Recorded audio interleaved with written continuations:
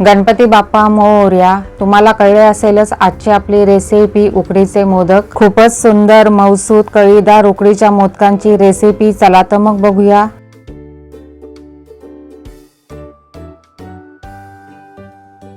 सर्वप्रथम गणेशाचे मनोमन नामस्मरण करून नैवेद्य बनवण्यास सुरुवात करूया। पहिल्यांदा आपण मोदकाचे सारण बनवून घेऊया। त्यासाठी 1 चमचा तूप गरम करून 2 चमचे खसखस त्यामध्ये परतून घ्यावी। त्यामध्ये 3 कप ओल्या खोबऱ्याचा चव टाकून 2 ते 3 मिनिटे ते परतून घ्यावे, त्यामुळे त्यातील ओलावा कमी होतो। आता त्यात 2 कप किसलेला गूळ टाकून ते एकजीव करून घ्यावे। 4 ते 5 मिनिटांमध्ये गूळ खोबरे व्यवस्थित एकजीव होते। मोदकाचे सारण कोरडे होईपर्यंत शिजवावे। फार जास्त वेळ शिजवले तर गुळाचा पाक कडक होऊन सारण कडक होते आणि मोदक फाटतात। पातळ सारण राहिले तर मोदक वळताना त्रास होतो। सारणाचा गोळा होईल इथपर्यंत शिजवावे। आता त्यात 2 चमचे ताजी कुटलेली वेलची जायफळ पूड टाकावी, त्यामुळे सारणाला सुगंध खूप छान येतो। तसेच त्यामध्ये चिमूटभर मीठही टाकावे, त्यामुळे गोड पदार्थ अजूनच चवदार होतो। सारण थंड होईपर्यंत मोदकाची उकड काढून घेऊया। मोदकाचे सारण तयार आहे।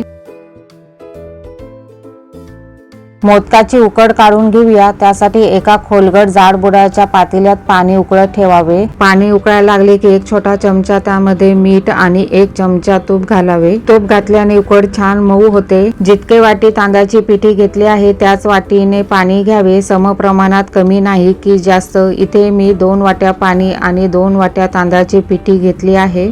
जास्त पाणी घेतले तर उकड फार चिकट होते आणि कमी पाणी घातले तर उकड कोरडी पडून मोदकाला भेगा पडतात।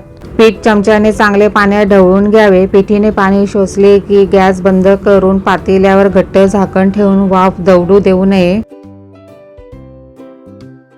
उकड जरा गरम असतानाच मळायला घ्यावी। व्हिडिओत दाखवल्याप्रमाणे ग्लास किंवा तांब्याने पीठ मळून घ्यावे। पूर्ण थंड झाल्यावर मळताना त्रास होतो। हाताला थोडं तूप किंवा तेल लावून उकड चांगली दाब देऊन मळून घ्यावी। पारीला भेगा पडत आहेत का हे बघावे। भेगा पडणे बंद होत नाही तोपर्यंत पीठ चांगले मळून घ्यावे। मोदक बनवण्यासाठी सारण आणि उकड तयार आहे। हाताशी तांदळाची पिठी ही तयार ठेवली आहे। आपल्याला ज्या आकाराचा मोदक बनवायचा आहे त्या आकाराचा छोटा गोळा बनवून घ्यावा। तसेच छोटा गोळा तांदळाच्या पिठीत घोळून घ्यावा। आता गोळ्याला मध्यभागी अंगठ्याने खोल दाबून एका छोट्या वाटीचा आकार द्यावा। बोटांचा वापर करत गोल फिरवत मोदकाची पातळ पारी करून घ्यावी। ही पारी सुबक एक संघ बनली गेली पाहिजे। जर ती भेगाळली तर उकड परत चांगली मळून घ्यावी। पारी तयार झाली की सारणाचा गोळा त्यात ठेवावा। पारी हाताच्या तळव्यावर ठेवून हाताची पहिली 2 बोटे पिठात बुडवून मोदकांना कळ्या पाडून घ्याव्यात। अगदी जवळ आणि जितक्या जास्त कळ्या तितका तो मोदक देखणा दिसतो। हाताची पोकळी करून मोदकाच्या कळ्या जवळ आणून मोदकाचे शिर बंद करून घ्यावे। व्यवस्थित चिमटीत पकडून मोदक बंद करावा, नाहीतर उकडताना मोदक उमलतात। मोदक तयार झाल्यावर त्याला दोन्ही हाताच्या मध्ये घेऊन हलके गोल गोल फिरवावे, त्यामुळे कळ्या उठावदार दिसतात। आपला छानसा सुबक देखणा मोदक तयार झाला आहे।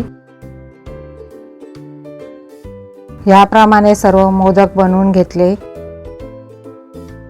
मोदक उकडायला ठेवण्याआधी पाण्यात बुडवून घ्यावा, त्यामुळे तो उमलत नाही।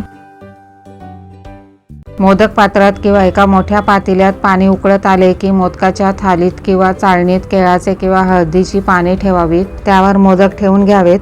पानांचा सुगंध मोदकात उतरतो। मोदक बनवताना सर्वात महत्त्वाची टीप आहे तांदळाची पिठी कशी बनवावी। विकतच्या पिठीपेक्षा घरी ताजी केलेली पिठी केव्हाही चांगली। त्यासाठी इथे मी बासमती, इंद्रायणी, आंबेमोहर आणि साधा तांदूळ समप्रमाणात घेऊन त्यात अर्धा कप साबुदाणा टाकला आहे। सर्व तांदूळ स्वच्छ धुवून सावलीत वाळून घेतले। त्यानंतर त्यामध्ये साबुदाणा टाकून दळून आणले। असे सुगंधित पिठीचे मोदक खायला छान लागतात। उकडीचे रवा मोदक, कणकेचे तळलेले मोदक, रंगीत गुलकंद मोदक, चॉकलेट कलाकंद मोदक, बेसन मोदक आणि आपले नेहमीचे उकडीचे साच्यातले मोदक यांच्या रेसिपीची लिंक डिस्क्रिप्शन बॉक्समध्ये देत आहे। ते व्हिडिओही तुम्ही नक्की बघा। मोदकांना केशराचे 1 किंवा 2 धागे लावून घ्यावे, त्यामुळे मोदक अजूनच देखणे दिसतात। चाळणीवर झाकण ठेवून मध्यम आचेवर 12 ते 15 मिनिटं मोदक उकडून घ्यावेत। आपले सुबक सुंदरसे मऊसूत उकडीचे मोदक तयार झालेत। गरम गरम मोदकावर साजूक तुपाची धार घालून नैवेद्य दाखवावा। गणपती बाप्पा मोरया। चला तर मग तुम्हाला उकडीचे मोदक आवडले असतीलच तर रेसिपीला लाईक करा, शेअर करा, चॅनलला सबस्क्राईब करा, तसेच बेल आयकॉनलाही प्रेस करायला विसरू नका. चॅनलला भेट द्या. धन्यवाद.